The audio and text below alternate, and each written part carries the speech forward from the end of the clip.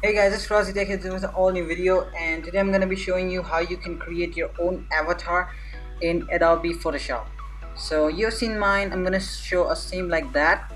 So it's completely made in Photoshop, you do not need any third-party software or anything from outside. So we'll be starting off. So make sure to like and subscribe, it's going to help me a lot. So let's get started. So first of all, go to File and create a new, and it's going to be 500 by 500 pixels. Click OK.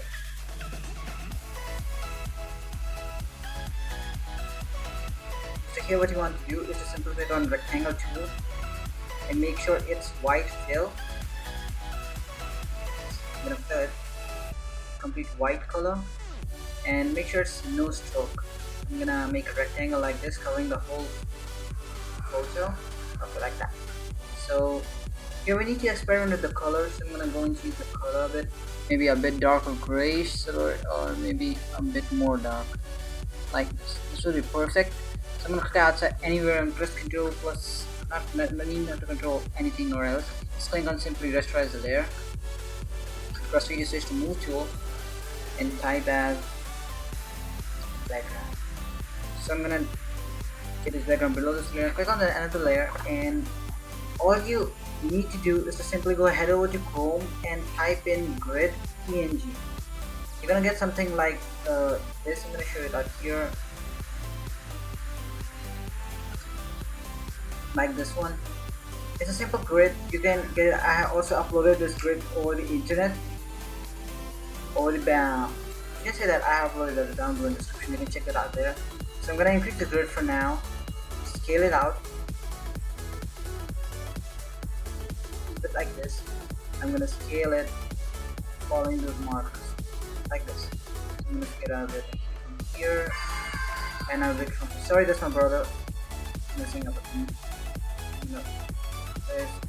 Let's get it down below. That's perfect. That's all perfect. We can do plus A and center it in case you don't want it to. I'm going to do it now. So let's name it as grid. And let's create a new group. I'm going to name it as you to spell that correctly, and let's name this grid like this. So the next thing you want to do is to show up this grid. We can just directly go into blending options, or double clicking on it, you can still come to blending options. And let's make a stroke, and make the stroke 2. You don't want this much big one, maybe 1 would be perfect. I'm going to stroke this outside, and blend mode would be normal. I'm going to click OK, right click on the layer, and click on rasterize layer style. Right click on it, go to blending options, go to color overlay, select color, and select the color here outside using the dropper. Lighten the color in case you want it. I'm gonna lighten it because if you do not lighten, if you can even darken the color in case you want. I'm gonna be lighting it up. So let's go and click on rasterize layer style. Just mark it as gray for background. That's perfect. And let's create another group. This project file will be below in the description. You can download it down below. So let's create another group and name it as shape. So I'm gonna mark it as blue. So let's go back here to the ellipse tool. You just select ellipse tool and make sure the fill is black or any differentiating color you want. I'm gonna make it a no stroke. So let's create a circle like this. Make sure it's not come into ellipse shape, a bit more bigger. This much would be perfect. So I'm gonna get this for image now. I'm gonna press V to move the circle. You can press Ctrl plus A to select it and center it. Press Ctrl plus G and increase it from this side. This will be perfect. Ctrl plus A, center the circle. Perfect. Okay. So right click, rasterize layer, make it perfect. And let's go to blending options, make it color overlay. Go to color overlay and make it a bit color like this. This is pretty much perfect, and make it a bit darker because you want a bit darker color. Okay, that will be perfect for now. So I'm gonna click OK, and still you can rasterize the layer if you don't want to see it in black color. So that will be perfect. So let's make name it as main circle. I'm gonna press Ctrl plus J, or you can right click and go to duplicate layer, or just simply clicking on like this, and pressing Ctrl plus J is also gonna duplicate the layer. We're gonna create 3 layers duplicated, and let's make this layer as main circle. back, and the other one we're gonna experiment with it, so let's make it EXPR. So get the background circle back, hide the EXPR, and select on back one, go to blending options, go to color overlay, and for anything for now, use the move tool and move the circle down below. Now let's go back to blending options, color overlay. I'm gonna change the color as you want. You can still change the saturation to the color you want it to. Maybe a bit darker. Just a do. Let's right click, rasterize layer style, press V. Sorry for that. Press V and get it down below something like this. This will be perfect. We're gonna add some effects to it, so not for now. Just simply go to EXPR and show it up down here, and just go to blending options.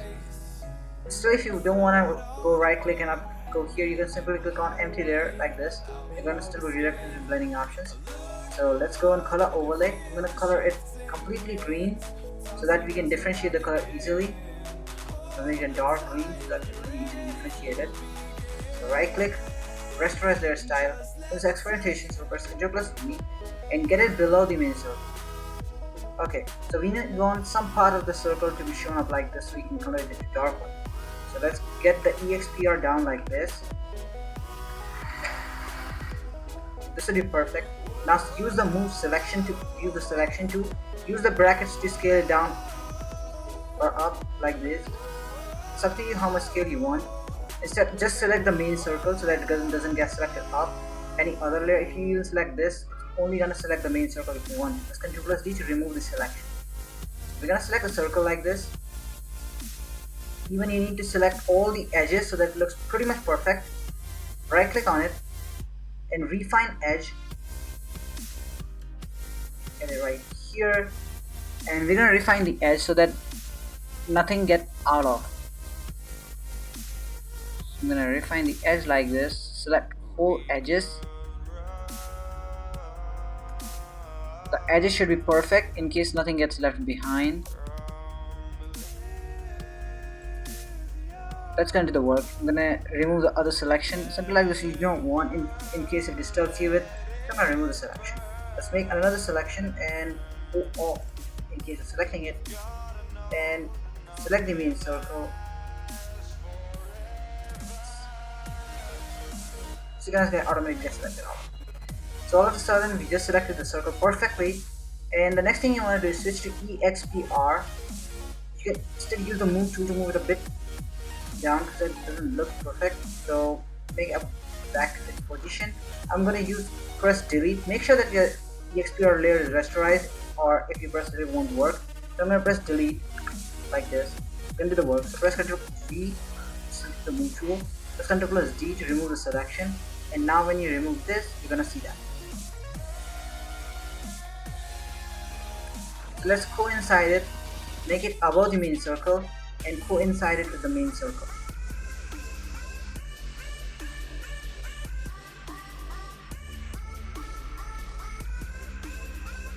Okay, use the arrow keys to move it. That will be pretty much perfect. So the next thing you want to do is to press Z to zoom in, H to move it around, use W to move to the selection tool. Okay. So I'm going to select EXPR like this. That's going to select the whole layer. Instead, I'm going to make it a bit below like this so that the layer doesn't get left behind like this. Use W, select it. Okay, that's pretty much well. Make sure to refine it. That doesn't get anything gets left behind. Use the press on main circle, press delete, and press D to unselect it, press V, and when you go back to EXPR, you're gonna see it the same way. Press Ctrl plus D, no, Ctrl plus Z, move it back into position, use EXPR and move scale up below like this. And now you can say it as main circle overlay. So let's go to right click. I'm going to zoom out, go to blending options, go to color overlay, like this, and select the color, the same color of it, and make it a bit dark.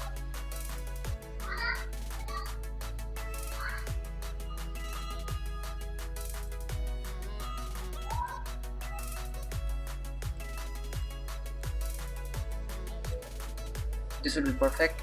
Click on OK, and let's make a bit of differentiation. Alright, so right click, rasterize layer style, and go to the circle back, go to blending options, click on drop shadow,